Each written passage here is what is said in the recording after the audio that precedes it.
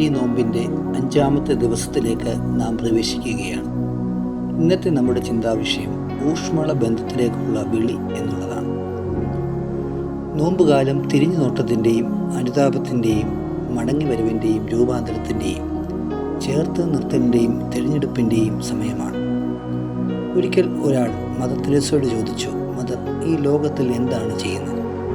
വളരെ ലളിതമായി മദർ മറുപടി പറഞ്ഞു, മനുഷ്യരെ അവർ മരിക്കുന്നതിന് മുമ്പ് പുഞ്ചിരിക്കുവാൻ സഹായിക്കുകയാണ്. ഈ നോമ്പിൽ നമ്മെ വെല്ലുവിളിക്കുന്ന ഏറ്റവും നല്ലൊരു പ്രവൃത്തിയാണ് മറ്റുള്ളവരെ പുഞ്ചിരിക്കുവാൻ സഹായിക്കുക എന്നത്. ഈ ലോകത്തിന് അനുരൂപരാകാതെ നന്മയും പ്രസാദവും പൂർണ്ണതയുമുള്ള ദൈവഹിതം ഇന്നതെന്ന് തിരിച്ചറിയേണ്ടതിന് മനസ്സ് പുതുക്കി രൂപാന്തരപ്പെടുവിൻ. റോമർ 12:2. നമ്മുടെ ഓരോരുത്തരുടെയും രൂപാന്തരം പൂർണ്ണമാകുന്നത് ദൈവഹിതം എന്തെന്ന് തിരിച്ചറിയുന്നതിലൂടെയാണ്. ദൈവഹിതം തിരിച്ചറിയുമ്പോൾ നമ്മുടെ തിരഞ്ഞെടുപ്പുകൾ ദൈവരാജ്യ വീക്ഷണമുള്ളതായിത്തീരും. പലരായ നാം ക്രിസ്തുവിൽ ഒരു ശരീരവും എല്ലാവരും തമ്മിൽ അവയവങ്ങളുമാകുന്നു. നാം എല്ലാവരും ക്രിസ്തു ശരീരത്തിൻ്റെ ഭാഗമാണ്. ഓരോ അവയവത്തിനും അതിൻ്റേതായ സവിശേഷതകളും ധർമ്മവുമുണ്ട്. ഒരു അവയവം കഷ്ടം അനുഭവിക്കുന്നുവെങ്കിൽ അവയവങ്ങളെല്ലാം കൂടെ കഷ്ടം അനുഭവിക്കുന്നു.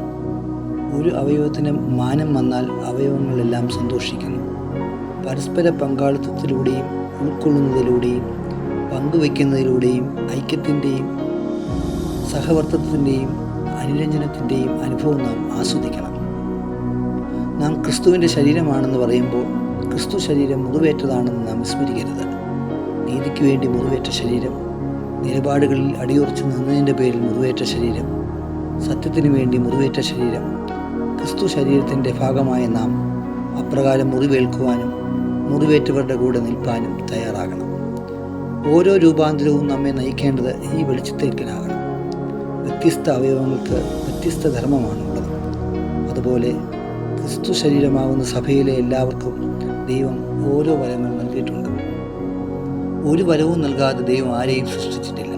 അതുകൊണ്ട് എത്ര വരങ്ങൾ നമുക്കുണ്ട് എന്നതിലല്ല, പിന്നെയോ അത് എപ്രകാരം വിനിയോഗിക്കുന്നു എന്നതാണ് പ്രധാനം. ഒരു അവയവവും ഞാനാണ് മെച്ചമെന്ന് ഭാവിക്കുന്നില്ല. ശരീരത്തിലെ ഒരു അവയവത്തിൻ്റെ നഷ്ടം ശരീരത്തിൻ്റെ അപൂർണതയായി പരിണമിക്കുന്നു. അതുപോലെ വ്യത്യസ്ത കഴിവുകളുള്ള നാം നമ്മുടെ താലന്തുകളെ താരതമ്യം ചെയ്യാതെ നാം ആയിരിക്കുന്നത് മറ്റുള്ളവർ ഉള്ളതുകൊണ്ടാണ് എന്ന തിരിച്ചറിവിലേക്ക് വളരണം. മറ്റുള്ളവർ ഉണ്ടെങ്കിലേ നാം ഉള്ളൂ. ഒറ്റയാളായി സമൂഹത്തിൽ ജീവിക്കുവാൻ സാധ്യമല്ല. ഈ പാരസ്പരികതയാണ് ജീവിതത്തെ കൂടുതൽ സന്തോഷകരവും അനുഗ്രഹപ്രദവുമായി തീർക്കുന്നത്. ഒരു അധ്യാപകൻ തൻ്റെ ക്ലാസ്സിലെ എല്ലാ വിദ്യാർത്ഥികൾക്കും ഓരോ ബലൂൺ നൽകിയിട്ട് പറഞ്ഞു, 10 മിനിറ്റ് സമയം എല്ലാവരും അവരവരുടെ ബലൂൺ പൊട്ടിക്കാതെ സൂക്ഷിക്കണം. അങ്ങനെ കളി ആരംഭിച്ചു.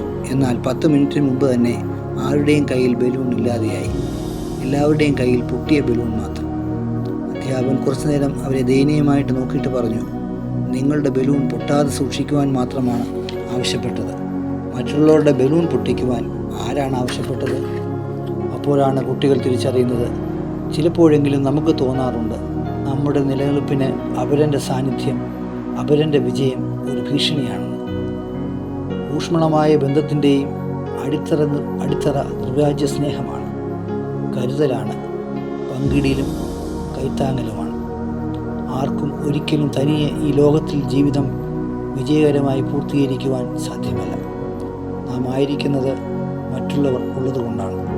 എല്ലാവരുടെയും കഴിവുകൾ ആഘോഷിക്കുവാനുള്ള വിശാലമായ ഹൃദയം ദൈവസ്നേഹത്തിൽ രൂപപ്പെടുത്തിയെടുക്കേണ്ടത് ആവശ്യമാണ്. അപ്പോൾ ദൈവഹിതം നമ്മിലൂടെ വെളിപ്പെടും. നമുക്ക് പ്രാർത്ഥനയോട് ഈ ധ്യാനം അവസാനിപ്പിക്കാം.